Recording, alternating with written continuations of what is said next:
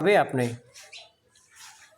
પ્રકરણ નંબર 1 તેમાં અધ્યયનનો અર્થ અને સંકલ્પનાની ચર્ચા કરી. હવે આપણે અધ્યયન એટલે શું તેની વ્યાખ્યાની વિગતવાર ચર્ચા કરીશું. R.A. ચેમ્પિયન નામના મનોવૈજ્ઞાનિકે અધ્યયનની વ્યાખ્યા આ પ્રમાણે આપી છે કે પુનરાવર્તનના પરિણામે વર્તનમાં થતું પરિવર્તન એટલે અધ્યયન. આપણે કોઈ પણ મહાવરો અથવા પુનરાવર્તન વારંવાર કરીએ અને જેના કારણે આપણા વર્તનમાં કંઈ ફેરફાર થાય તો તેને અધ્યયન તરીકે ઓળખવામાં આવે છે. કોનબ્રેક નામના મનોવૈજ્ઞાનિકે આવી વ્યાખ્યા આપી છે કે અધ્યયન એટલે એવો અનુભવ કે જે વ્યક્તિની ક્રિયાઓ પર અસર કરીને તેના વર્તનમાં પરિવર્તન લાવે.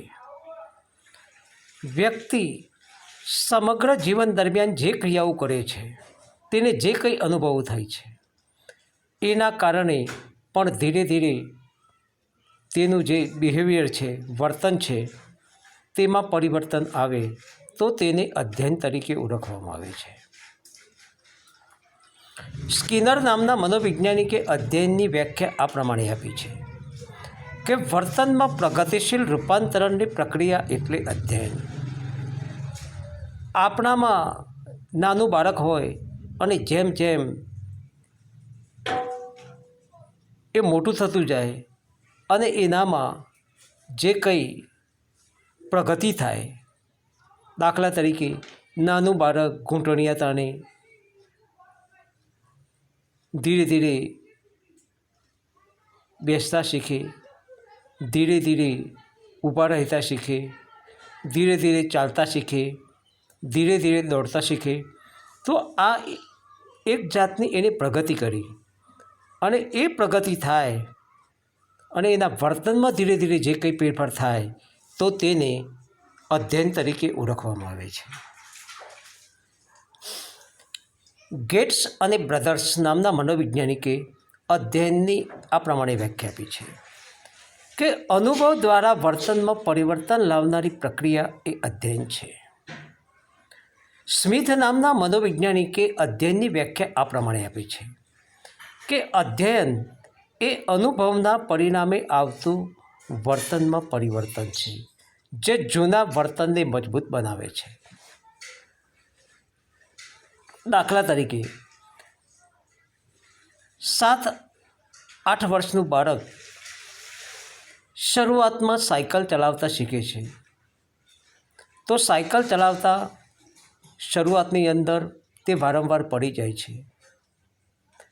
ધીરે ધીરે તે સાયકલનું બેલેન્સ રાખતા શીખે છે, પેન્ડલ મારતા શીખે છે અને એક સમય એવો આવે છે કે તે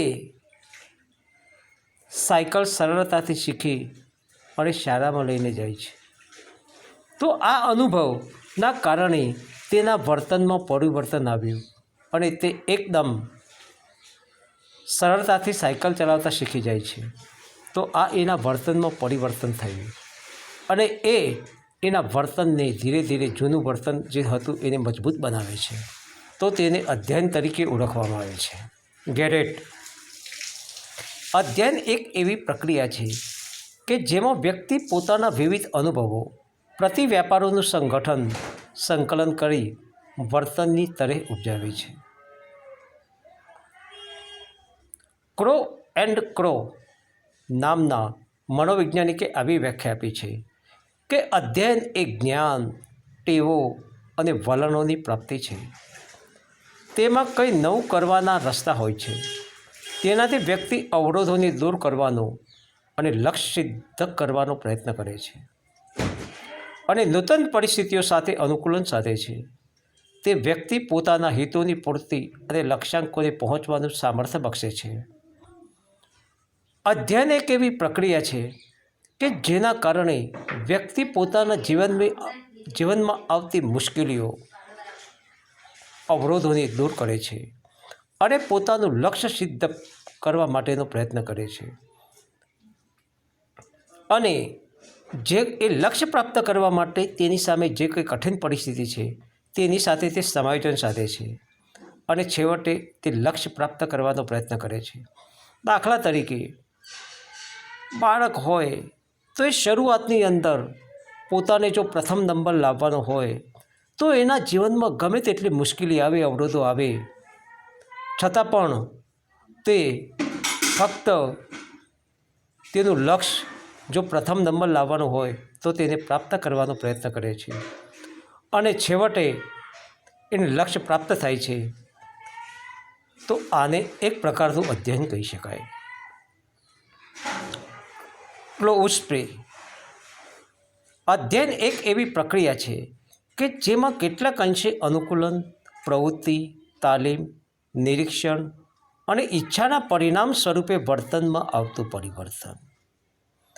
ગેને આવી વ્યાખ્યા આપી છે કે અધ્યયન એ મનુષ્યમાં લાંબા સમયથી અસ્તિત્વ ધરાવતા સ્વભાવ, વલણો અને શક્તિઓમાં થતું પરિવર્તન છે. તેને વૃદ્ધિની પ્રક્રિયાના પરિણામ તરીકે ગણાવી શકાય નહીં. Gardener Murphy.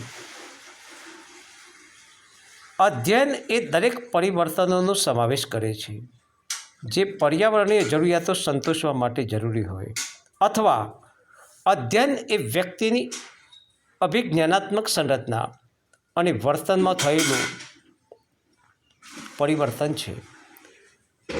સ્પષ્ટ છે કે દરેક વિજ્ઞાનીઓએ અધ્યયનને પોતપોતાના દૃષ્ટિકોણથી તપાસ્યું છે ને પછી તેને વ્યાખ્યાબદ્ધ કર્યું છે. આ વ્યાખ્યાઓના આધારે અધ્યયનની સંકલ્પના સમજીએ.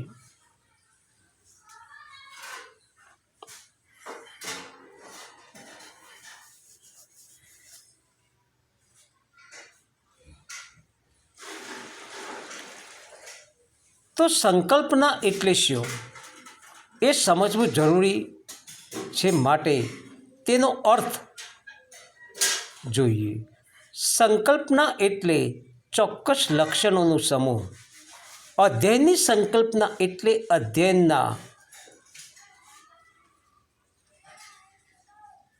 આયોજિત મહત્ત્વના અનિવાર્ય લક્ષણોનું સમૂહ.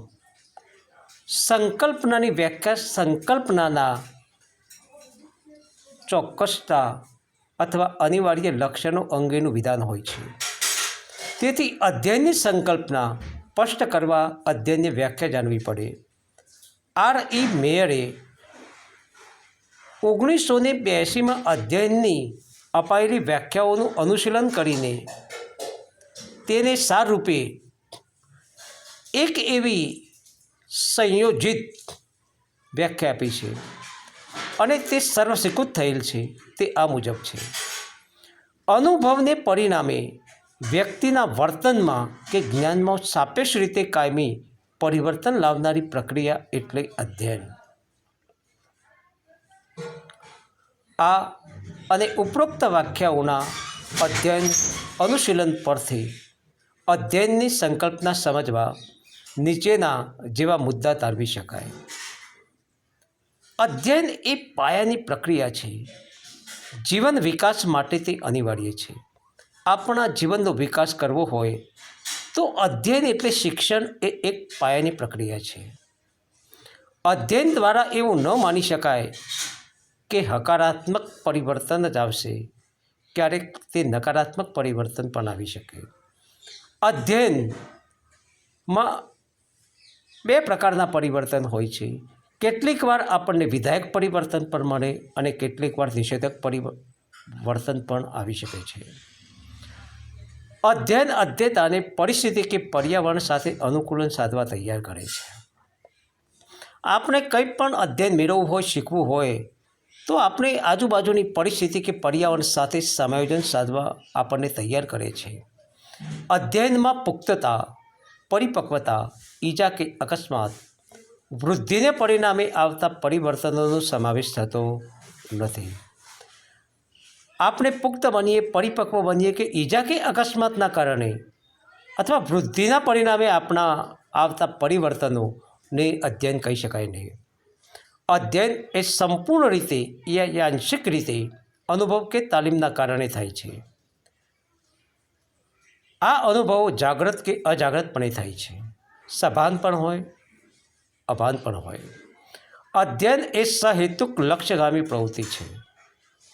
અધ્યયન અધ્યતાના વર્તનમાં પરિવર્તન પરથી જાણી શકાય છે. અધ્યયન દ્વારા વર્તનમાં થતા પરિવર્તનનો લાભપ્રદ હોય જ એવું ખાતરીપૂર્વક કહી શકાય નહીં. અધ્યયનથી અધ્યતાનો મનોશારીરિક એટલે માનસિક અને શારીરિક વિકાસ થાય છે. અધ્યતાની બધી જ પ્રવૃત્તિઓ અને સિદ્ધિઓ અધ્યયનને પરિણામે શક્ય બને છે. અધ્યયન એ એવા જ બધા જ અનુભવોનો સમાવેશ કરે છે કે જે દ્વારા માનવ તેના વર્તનમાં પરિવર્તન લાવે છે. અધ્યયન એ પ્રગતિશીલ અનુકૂલન છે, કારણ કે આપણે પ્રગતિ થાય છે અને આપણે જો આજુબાજુના પર્યાવરણ કે પરિસ્થિતિ સાથે અનુકૂલન કે સમાયોજન સાધીએ તો જ એ અધ્યયન કહી શકાય.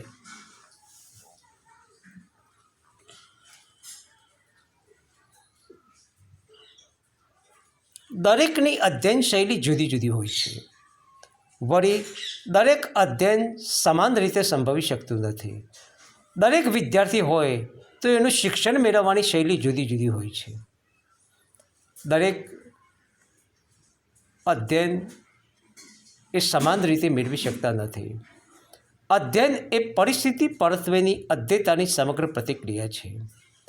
વર્તનના ઘણા પાસા જેવા કે જ્ઞાન, કૌશલ્ય, વલણો, વ્યક્તિત્વ, પ્રવર્તન વગેરે પર અધ્યયનની અસર થાય છે.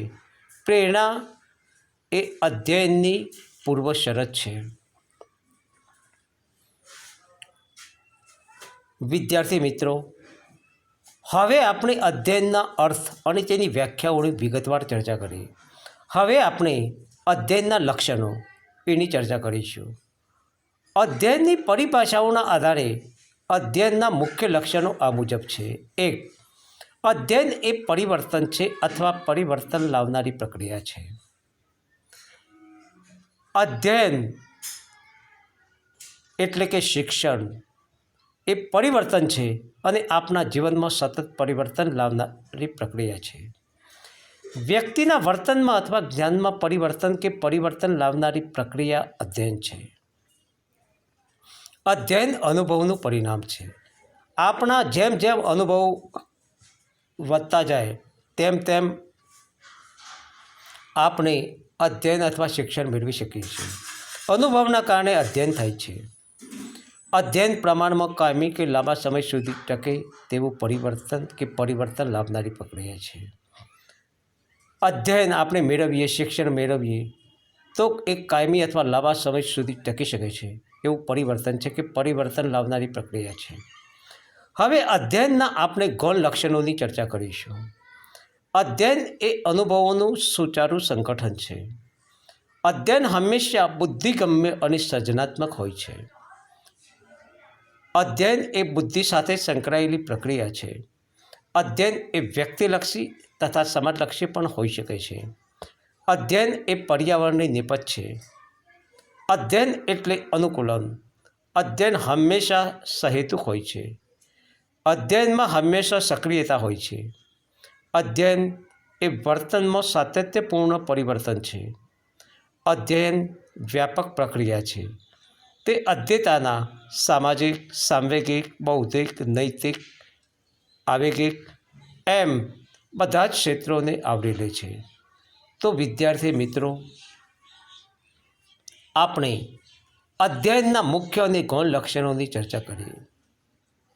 કારણ કે આપણે અધ્યયનથી જ આપણા વર્તનમાં પરિવર્તન આવી શકે છે. થેન્ક યુ વિદ્યાર્થી મિત્રો, ખૂબ ખૂબ આભાર.